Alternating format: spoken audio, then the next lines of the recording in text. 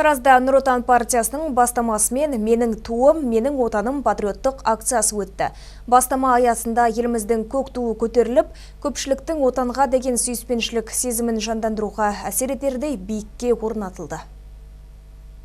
Әрбір мемлекеттің ұлы құндылықтары бар. Мемлекеттік рәміздерді осы санатқа жатқызуға болады. Шет елдерде ұлттық рәміздерге қатысты әртүрлі көзқарастар бар. Мәселен, ақш-та немесе Түркияда көшелері жалауларға толы. Олар шамдар арасында безендірілген, жеке аулаларға, тіпті тұрғын үйлерге ілінген. Ал біздің азаматтарда мемлекеттік туды қолдану мен орналастыруға тыйым салу туралы түсінік қалыптасқан. Аталған акция сол стереотипті жоюға әсері зор болмақ дейді ұйымдастырушылар. Патриоттық акция жыл соңына дейін ұйымдастырылады. Қалада ірі сауда орталықтармен қатар жоғары және орта арнаулы оқу орындарында, туристік нысандарда, халыққа қызмет көрсету орталықтарында мемлекеттік ту ілінетін болады. Ал салтанатты жиында отаншылдыққа шақыратын әндер шырқалып, көк тудың мән-маңызын түсіндіретін келелі ойлар айтылды. Әсел Ишанбек, Леспек Әбжапар, 77 News.